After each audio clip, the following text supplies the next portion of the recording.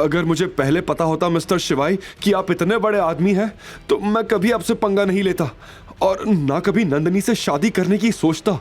मुझे माफ कर दीजिए मिस्टर शिवाई, ये नौकरी मुझे बहुत मुश्किल से मिली है। प्लीज मेरी कंप्लेंट मत कीजिएगा। शिवाई ने यश की बात का जवाब देना जरूरी नहीं समझा। वो अवंतिका के साथ कैब में बैठकर विला की ओर चला गया और उधर यश वहीं खड़ा शिवाई की कैब को अपनी आंखों से ओझल होते हुए देखता रहा और फिर हंसते हुए बोला मेरा जो होगा सो होगा, लेकिन बजाज फैमिली और नंदिनी का क्या हाल होगा? उन्होंने 3 साल तक शिवाई को टॉर्चर किया है, वो तो सड़क पर आ जाएंगे। ये सोचते हुए यश बहुत खुश था क्योंकि नंदिनी ने उसकी जिंदगी बर्बाद की थी, इसलिए अब वो बजाज फैमिली की बर्बादी देखेगा। हालांकि यश अभी तक शिवाई की असलियत नहीं जानता था, लेकिन आज के तमाशे से वो इतना तो समझ चुका था कि शिवाई कोई बहुत बड़ा आदमी है जिसे ऑफेंड करना हर किसी को महंगा पड़ने वाला था।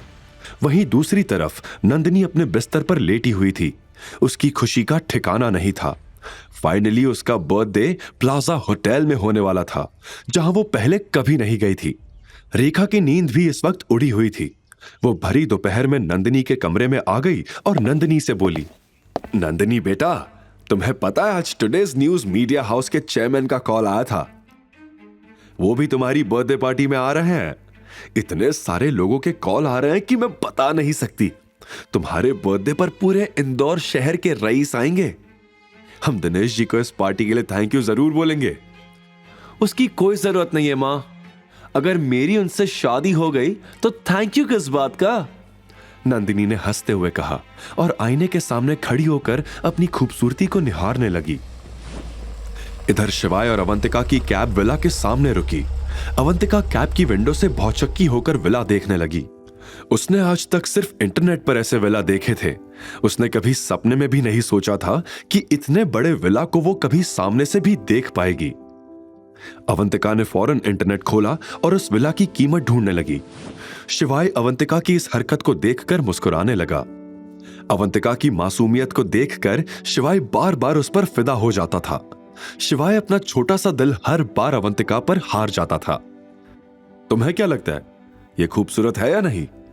शिवाय ने पूछा। क्या तुम सच में इस विला की बात कर रहे हो? अवंतिका ने थोड़ा रुक कर जवाब दिया। ऑफ कोर्स, विला के बारे में ही पूछ रहा हूं, शिवाय ने कहा।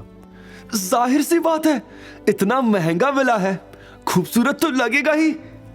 अवंतिका ने खुशी से उछलते हुए कहा। अच्छा, अगर तुम्हें इतना पसंद आ गया है तो तुम ही ये विला रख लो, शिवाय बोला और फिर उसने झिझकते हुए आगे कहा। मेरा मतलब है, अगर ये विला तुम्हें इतना ही पसंद है तो तुम भी यहां रह सकती हो। वैसे भी इतने बड़े विला में मैं अकेले कैसे रहूंगा? आज से तुम्हें उस घटिया हॉस्टल में जाने की जरूरत नहीं है। तुम यहीं रहो मेरे साथ। शिवाय की बात के जवाब में अवंतिका बोली, पर मैं यहां कैसे रह सकती हूं? लोग क्या कहेंगे? सबको एक और मौका मिल जाएगा मुझे जलील करने का, अवंतिका ने उदासी भरी आवाज में कहा।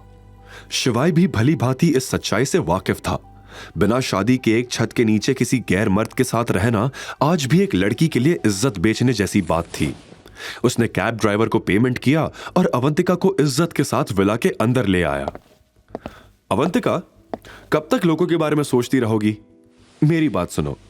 शिवाय ने सामने पड़े सोफे पर अवंतिका को बैठाया और फिर उसके सामने बैठकर समझाते हुए बोला, अभी तुम्हारी जान को खतरा है।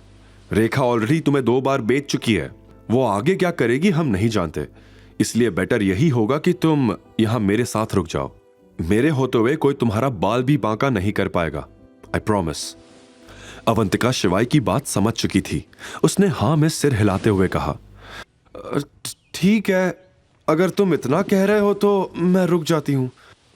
अगर अब मुझे कुछ हुआ ना तो उसकी पूरी जिम्मेदारी तुम्हारी होगी। वैसे मैं ऊपर वाला रूम लूंगी, ये फाइनल है। जहां मन है वहां रह लेना, सब तुम्हारा ही है, शिवाय ने हंसते हुए कहा। जाओ तुम नहा लो, मैं तब तक कुछ खाने का इंतजाम करता हूं। मैंने हमारे आने से पहले ही कपड़े, तौलियां और बाकी चीजें यहां मंगवा ली थी। शिवाय के कहने पर अवंतिका अपने कमरे में चली गई और 1 घंटे बाद फ्रेश होकर नीचे आ गई। आगे की कहानी जानने के लिए देखिए अगला एपिसोड सिर्फ पॉकेट एफएम के यूट्यूब चैनल पर। और शिवाय एक विनाशक के सारे एपिसोड्स को सुनने के लिए डिस्क्रिप्शन में दी लिंक से डाउनलोड करें पॉकेट एफएम ऐप।